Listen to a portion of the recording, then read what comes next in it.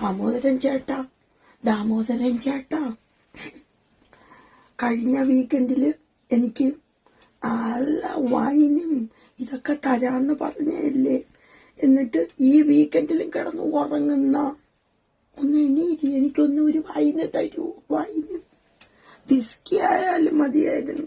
ഇവിടെ ഈ തണുപ്പത്തെ നമ്മൾ കുറച്ചെങ്കിലും ഒന്ന് എണീക്കും മനുഷ്യ. എനിക്ക് നല്ല തണുപ്പാ, എനിക്ക് കുടിക്കണം. എന്റെ വീക്കെൻഡ് എനിക്ക് എൻജോയ് ചെയ്യണം.